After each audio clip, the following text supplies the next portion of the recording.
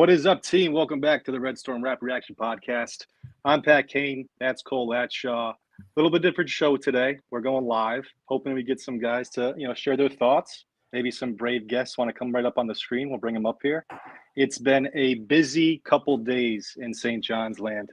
To start, the good news: St. John's gets 6'7" Providence transfer Bryce Hopkins to commit. Immediately helps replace the massive loss that is RJ Lewis, who decided he was going to enter the transfer portal and pursue professional opportunities. Also today, we heard that Brady Dunlap is transferring. We wish Brady well. Very good kid, very good teammate. I think he's going to be a really good player. Hope he lands on his feet somewhere that can provide him a good chance to showcase his skills. We also heard for a couple hours that Vince Iwuchukwu was going to be leaving St. John's, but recently news has come out that those reports might have been fake news, and he, in fact, plans to stay at St. John's. Cole, I know that's a lot. Your thoughts? The portal giveth and the portal taketh away. Obviously, losing RJ is a tremendous blow. We hope he goes and crushes it and gets drafted in the NBA and is another one in a long list of Patino NBA players. Obviously, we remember the incredible season that he had, Big East Player of the Year. Echo the same sentiments that you said about Brady. Like, what a tremendous kid. And even after a rough season with injuries, for him to be so supportive of his teammates and acting up on the bench mob, like, and we talked previously about Brady's injuriness. It's such a different idea of what does this team look like with him on the roster and like a real dead-eye three-point shooter when we saw how much we struggled from three-point at times. But we wish him the best, and hopefully he lands somewhere where his skill set is needed and appreciated. And then Bryce Hopkins is currently ranked the 5th best player in the transfer portal right now by 247. It's an unbelievable addition. I think we'll talk about what an incredible scorer he is and how he immediately helps fill some of that void that RJ leaves. But I think arguably a bigger piece of his game that's really going to change this roster for next year is how much he attacks the defensive glass. Averages roughly, if you look at his last 2 years and 3 games from this past year, averages about 8 rebounds a game. You've talked ad nauseum about your little statistical abnormality with Zuby and how he hadn't up until this year really defensive rebound all that great. Zuby can be an absolute force on the offensive glass. I think Bryce really is a tremendous defensive rebounder, and I think that's really going to change the roster construction for next year. I think it's clear you can see what Matt Abdelmassih and Rick Pitino are doing, right?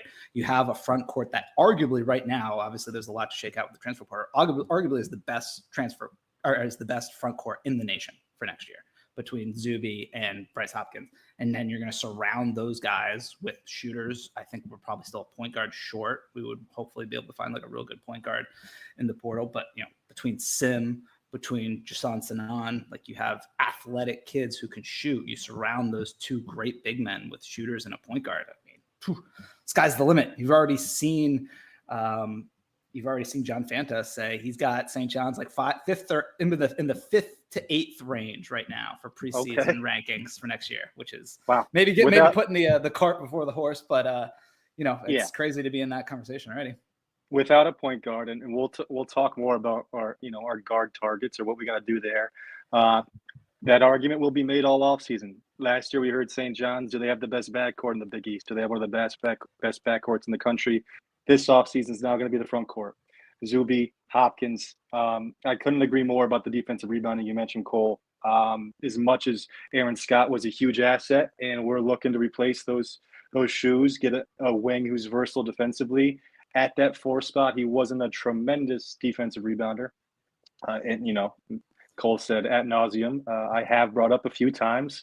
Zuby's strength is on the offensive boards. His strength isn't on the defensive glass, and part of that is the way we ask him to guard on the perimeter. But pairing him next to a power forward who is much more of a asset on the defensive boards can be a big help there. And it will be interesting to see how we change our approach defensively with Hopkins next to Zuby.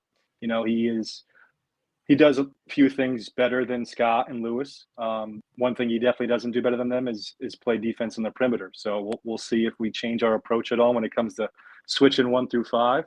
I'm certainly interested to see how Hopkins recovers, gets up to speed with this team over the summer. We saw Kadari kind of slowly get into shape the start of the year. And then as Christmas rolled around, we saw him, in great shape. I wonder if maybe we'll see something similar this year with Hopkins. And keep in mind, this is a guy who only played 3 games this past season.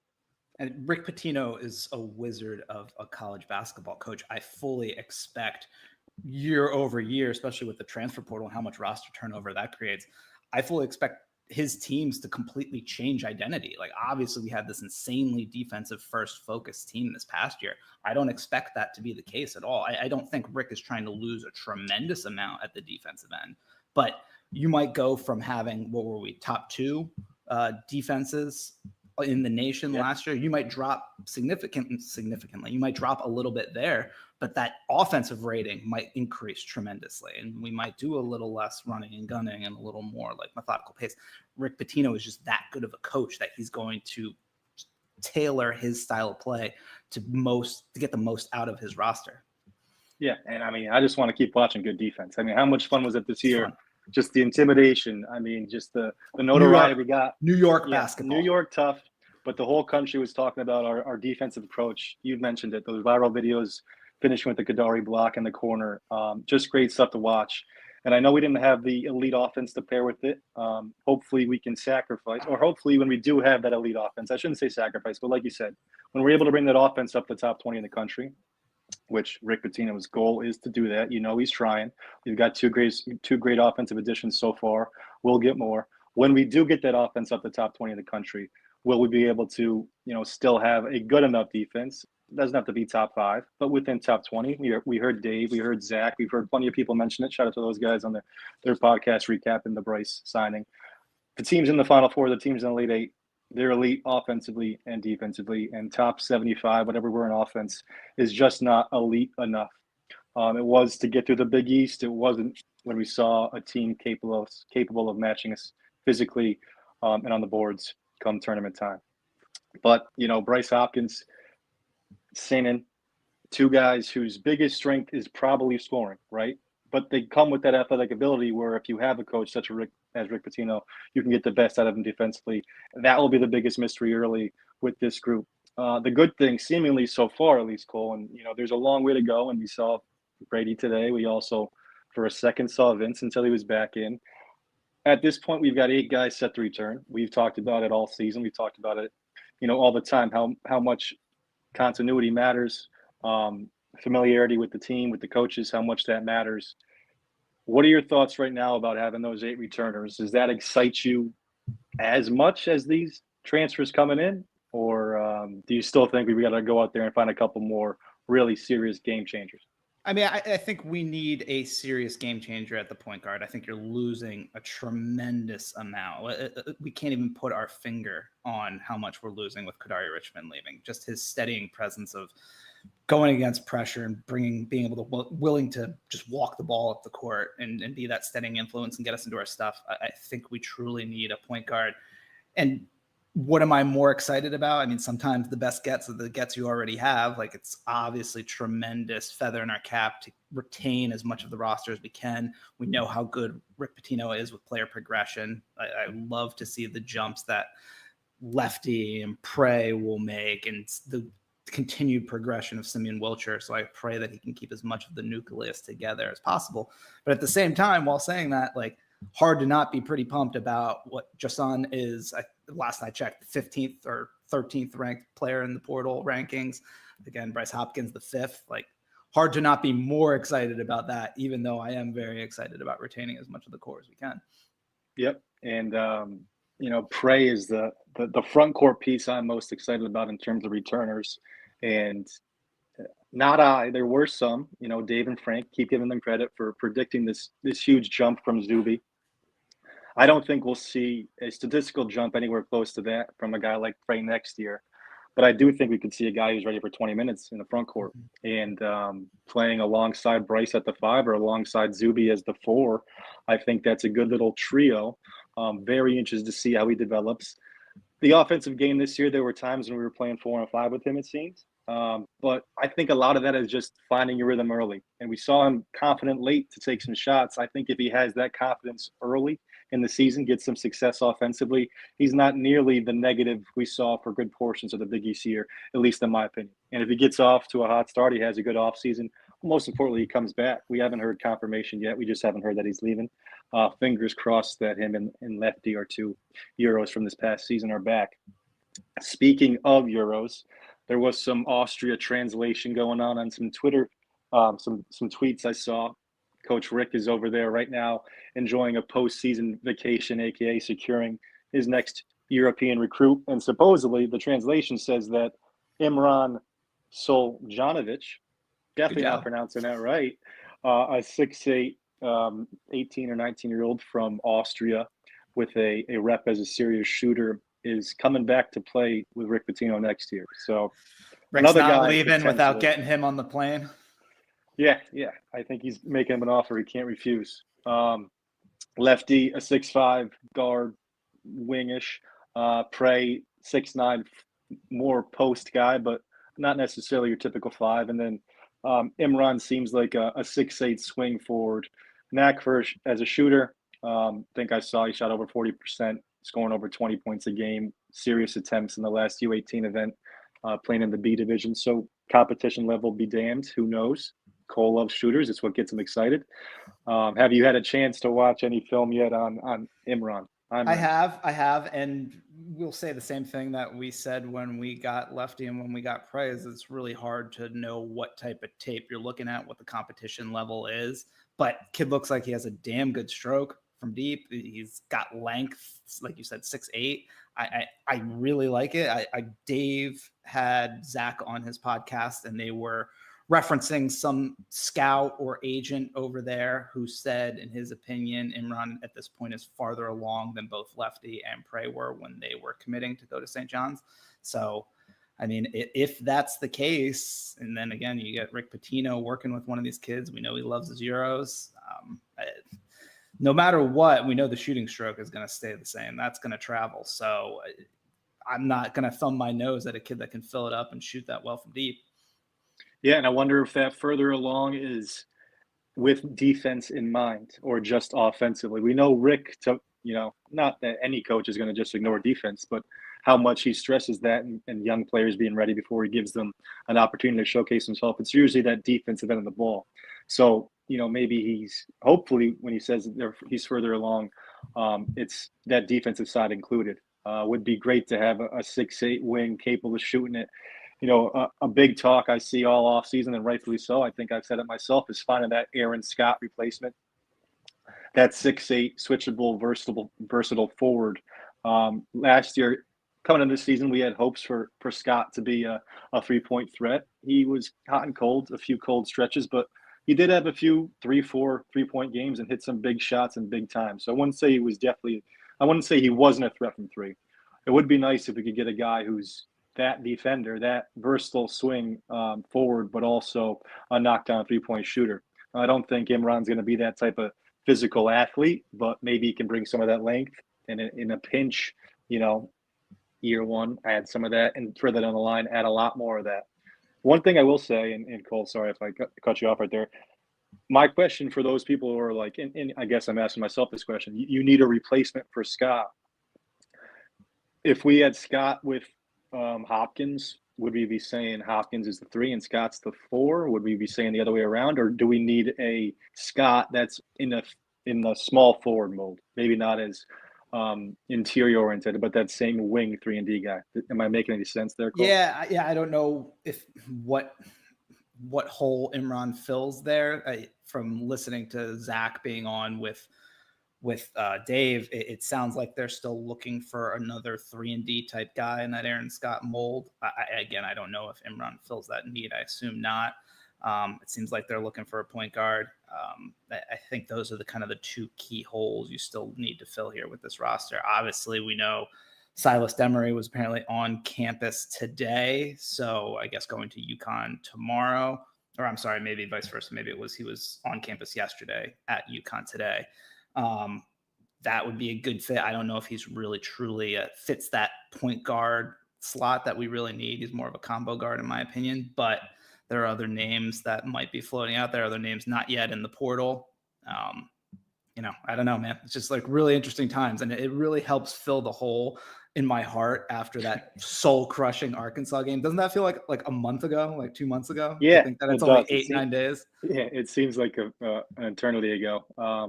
Although I'll be reminded Saturday night when I'm watching the Final Four. Anyway, yes, there are plenty of targets. We can start talking. Before I do, just what's up on the screen right now. Here's our scholarship chart. Our scholarship chart. Thanks to Dave over there. Beautiful stuff here. Speaking of graphics, and we've got 10 spots filled with Vince sticking around. 11 if. How are you pronouncing it? Imran? Going with Imran? Okay, Imran, I'll go with Imran comes on. That'd be 11. There's also news that teams will most likely have 15 scholarships now, so keep that in mind. 4 openings left. My priorities would be lead guard. Number 2, I think, would be a combo athletic switchable forward, kind of like we discussed right there with Scott. Number 3 would be a combo backup point guard. Number 4 would be another big. I wouldn't be surprised if we have, close to that combination of guys. You mentioned Silas is more of a combo guy. I think that'd be the correct term, but he is a lead guard. He is capable of being a lead guard, which isn't something that Sannon, I think, is or Wilcher has shown. Would I like to have a pure point guard alongside him? Absolutely, but I think if you got Silas, you could go from there in whatever direction and be well on your way.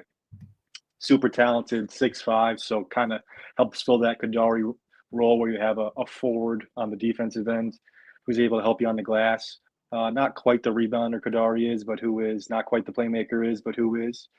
13, 4, and 3 last year, and he has 2 years eligibility, so that's another point in his direction.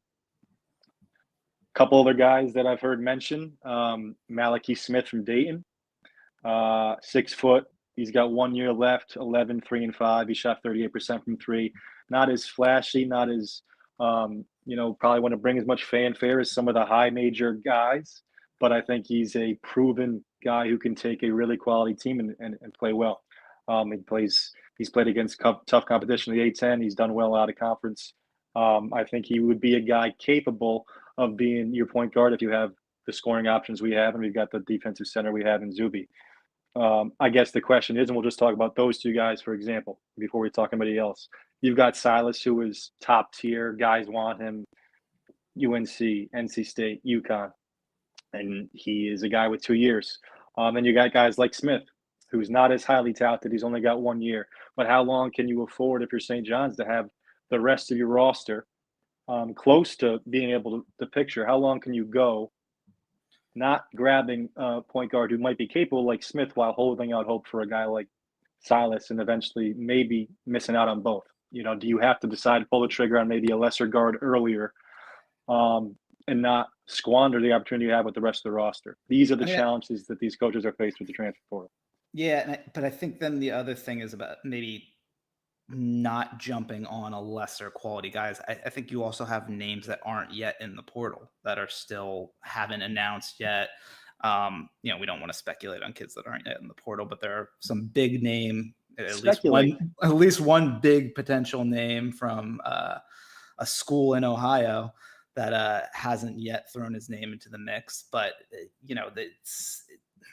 I think that would be, especially when you've already landed 2 huge difference makers in the portal already. I'm more of the position of like, wait and see, sit back. You need a point guard at some point. You have the minutes to offer. That's going to be the most enticing thing, right? You can tell any of these kids, hey, we got 30 minutes at the point guard spot. Like any kid's going to jump at that, especially if the money's even remotely right. Well, okay. And playing for Rick Pitino and New York City. And if that's what you say, there's no worry. But like a lot of teams got money. You know what I mean? Like if we're talking about the top tier, you see these lists. It's not, you could give that proposition to Silas to say sign on dotted line or see you, and then how many guys can you do that to? That's my point. When a guy like Malachi Smith might definitely say yes, but I think Rick is going to get a guy who's top notch for all the things you mentioned, the guys he can play with, the situation you saw last year, the opportunities there, and Mike is going to write the check that's going to pay the bills. But yeah, a couple other guys mentioned. Definitely I've seen listed with us, Frankie Collins from TCU, 6'2" guy with 1 year left, average 11 points, 4 rebounds, 4 assists. Only shot 26% from 3. Not exactly a floor spacer, but a veteran guard who's played in a tough league and put up some decent numbers. Um, Other guys who are in the portal haven't seen us directly listed with, who I'm interested in. Trey Holloman, the point guard from Michigan State. Solid guy. This isn't the Malachi Smith mold. He's not a guy who jumps off the page stats-wise, average 9 points, 4 assists. Just a tough game-managing guy, defender, knows how to win, took a team to an Elite Eight this year, won the Big East as a starting point guard. Only 1 year left. Again, not a guy who's going to, light up the rankings, but I think a guy who can lead a capable team with good pieces around him. A guy who's got better stats and would be more exciting, I think, to fans, Jaland Lowe from Pittsburgh, 2 years left. Again, guys, my pronunciations, you can forget about it. 17 points, 4 rebounds, 5 assists. He only shot 27% from 3 last year. He's got 2 years left. Trey Donaldson from Michigan, 12 points, 4 rebounds, 4 assists, 38% from 3. He's got 1 year left. And then the last guy who Cole doesn't want to mention, who's not in the portal yet, Bruce Thornton, has been speculated. 6'2", 1 year left, unbelievable shooting splits. You'd have to really go look at him yourself to believe him. 42% from 3, over 50% from 2 from a 6'2" guard, over 85% from the free throw line, 18 points, 3 rebounds, 5 assists, only 1 year left. But those are the guards that I've seen referenced on Twitter, on the boards. Your thoughts on that list, Cole, if anything? I mean, obviously Thornton is the guy, and those stats literally will make your jaw drop looking at his stat averages. It's insane. That would be obviously my preference. Again, not even in the portal yet, so easy for us to talk about and throw around. I think Lowe from Pittsburgh is a very interesting name. I know we see Sean in the chats there was asking what we thought about Thornton and Lowe. I like a guy at that level who has multiple years left. So you have the potential of keeping around, seeing if he can develop longer under Rick Pitino, opposed to maybe just like a 1 year guy. Obviously, if it's somebody elite, then you sign them up for that 1 year and worry about replacing them the next year. But for me, Thornton is the guy. If he ends up in the portal and we can throw money at him and offer him those minutes, it's insane to think. But after getting Hopkins, after getting Jason, after retaining Zuby, what that starting 5 would look like. You are talking. I mean, you're already talking about Fanta having us 5th through 8th preseason ranking. You might be talking about a couple spots higher than that. You might be talking 1st in the nation preseason. If you can land a point out of that quality. I can't pretend like I'm familiar with Thornton's defensive repertoire or his credentials on that end of the basketball. I have seen him play, and I've definitely gone and looked at the highlights more recently to just see the offensive, get a reminder. It's a beautiful offensive game. The numbers are unreal. I think the advantage on the defensive end would go to Silas. Got that size, got the rebounding, a little bit more stronger and athletic, but Thornton offensive game would be so difficult to deal with.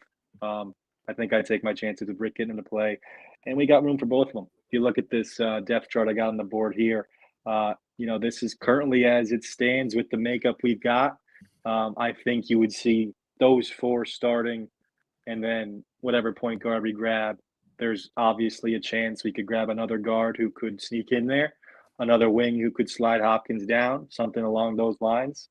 But if Simeon's returning, you got to figure he imagines to, at the very least, be 6-man, first guard off the bench. And then we got Prey, Vince, if he's sticking around, are going to want minutes. Maker can't imagine some of these guys are just here to be on the bench the entire part of their career. So, they probably got intentions to play next year as well. I think Glover's been really slept on so far this offseason. Obviously, It's hard after he got hurt and was playing dinged up even a while before finally getting sat down for the rest of the season. But, can you see a Jaden Glover making a year 1 to year 2 jump a la what Simeon Wilcher did with a full another year of working with Rick Pitino? And he's a shooter. When, again, talking about what we were missing with Brady, he's another dead-eye shooter that we were desperately missing this year.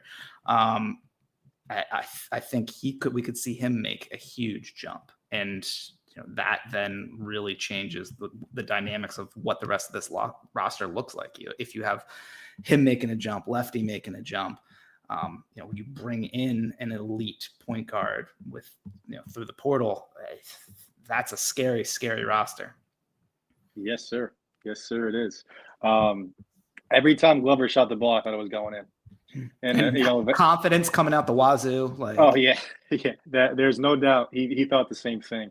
I want to be surprised if he comes back a totally different player, capable of playing that 2 or the 3.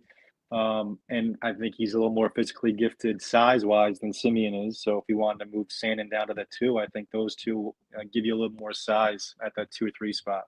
But yeah, he's been slept on, hasn't been mentioned much. I think there were times during the season when guys kind of figured he would be a transfer portal guy. I'm hoping he sticks with it. I'm hoping he sticks around. Like you said, you see how Coach Pitino has developed these guys. Let's see a couple more. I know we talked about Hopkins' ability to defensive rebound when we first kicked off, but I think now you especially look at it on the depth chart and Zuby's ability to switch on the defensive end, and him ended up contesting a lot of shots out even by the 3-point line. Like that allows you to use Zuby's ability and switchability so much more when you have a 4 like Hopkins with such a nose on the defensive glass.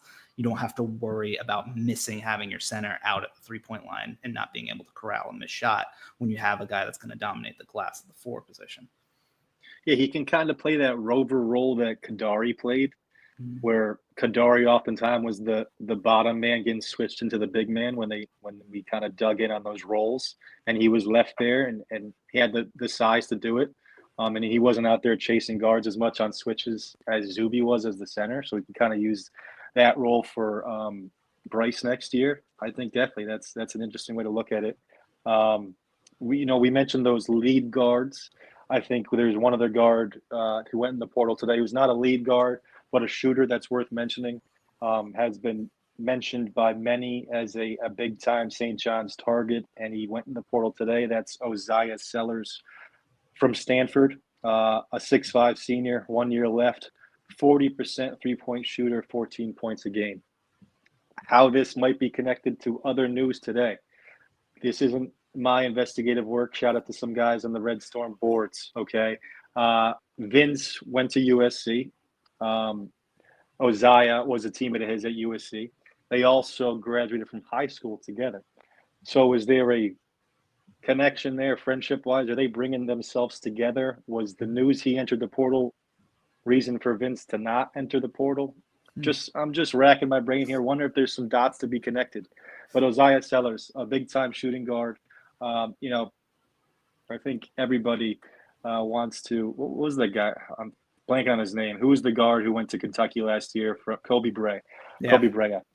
It was the hot name they're recruiting in the transfer portal last year. Everyone wanted this, lights out role-playing shooter. And I say role player complimentarily, not as a diss. Like he's just a perfect guy to have on the side of the court. And Sellers, I think, could be like a poor man's version of that. He's 6'5", good size, 40% from 3 on 2 different seasons. Decent rebounder, not a facilitator. Again, just like forward, I'm not going to pretend like I watched many games live, could speak on his defensive ability, but he's got the physical attributes you think that Pitino could mold into a capable wing. I think he's a more of a 2-3 than he would be closer to a combo guard. So it doesn't help with their point guard stuff, but shooters, right? If we compare a couple more shooters next to Sandin, Hopkins, Zuby, and maybe a lights out point guard, then, who could we be watching next year, Cole? We might be playing this coming weekend next year then in the Final Four. I'm imagining you connecting those dots between Sellers and Vince, you and the people at Red Dot Fans, as that clip from It's Always Sunny in Philadelphia where Charlie's talking about the mail and the conspiracy theories. And he's like, got all the dots all over the wall, the red lines everywhere. Like, that was Red Fans legend DK, I believe, who tied those knots together. So shout out to DK. Cool. Here's a question for you, and you're going to have to go on a limb, all right? You don't know this answer, but I want you to pretend like you do. Does St. John's right now have their leading scorer for next year? Ooh.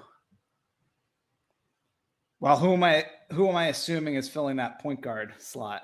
Who are you assuming it's going to I mean, if it's somebody like Thornton with those type of stats and numbers and shooting percentages that he puts up, he might be the leading scorer. Yeah, I think Jason Sanan is an absolute bucket. I'd be interested to see how much he can grow. Obviously, former 5-star kid, he's got he's got the ceiling that he can continue to grow, and working with Rick will surely make him reach that ceiling faster. If he can take a big year 1 to year 2 step, I think he could absolutely be in range to be our leading scorer. Hopkins has averaged 18 points around there for every season for the last 3 seasons that he's played in. He absolutely could put up 18 again and be our leading scorer. I think, I know you said you don't think Zuby's going to take a big statistical jump. I mean, how big could he go? But I think I've heard 16 or 17. Zach Braziller has thrown around that he thinks Zuby Ejiofor will be a top 20 player in all of college basketball next year. Oh, I mean, I agree 100%. I'm not sure if that requires him to be a huge scorer. It doesn't, but I think he has the ability to. And I think depending on how this roster fleshes out, Rick Pitino might dump the ball down in the paint a little more often and give him some more post touches. Oh, I think, out of the 3 guys, those would be the 3 guys you'd be discussing as the options most likely. Hopkins, I think his most he's scored is about 16. I don't think he's averaged 18 for a season yet. If Zuby were to get to 17, like I said, it wouldn't surprise me. Sandin take that sophomore jump to get 15 or plus wouldn't surprise me. I'm hoping we see that, and then that wild card, like you said, maybe we get a serious scorer at that guard position or somewhere else.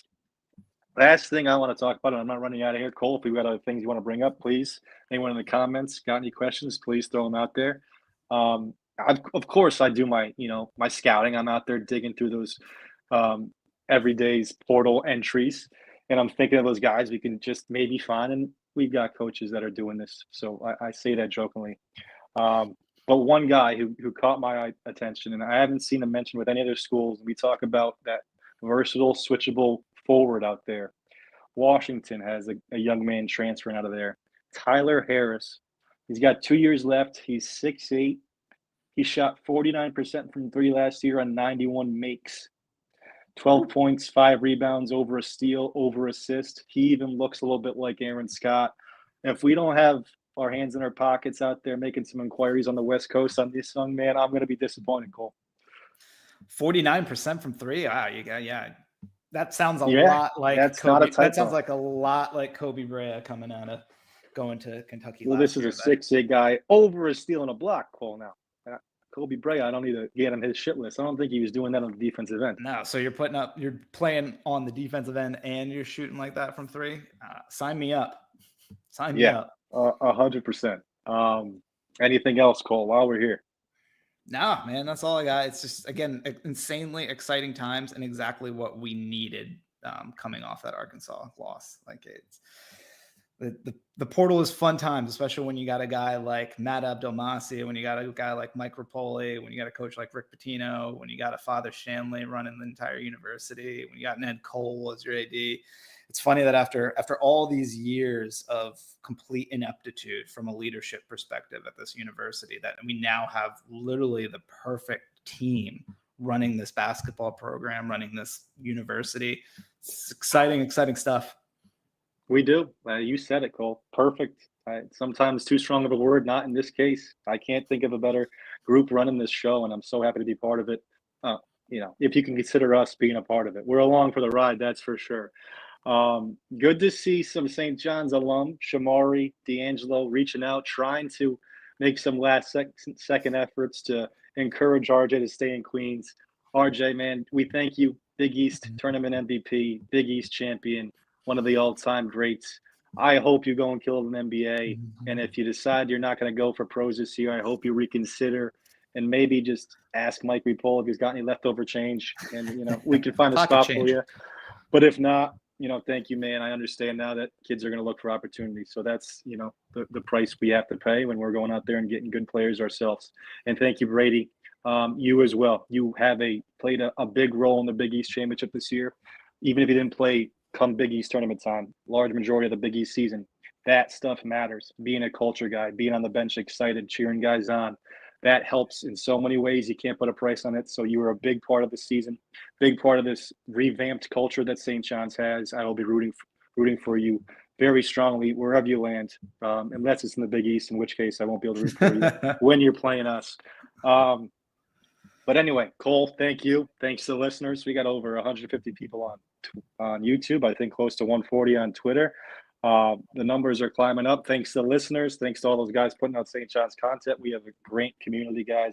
It's unbelievable what this team has done. For Shamari Pond, I'm Pat Kane. That's Cole Latshaw. This has been the Red Storm Rap Reaction Podcast.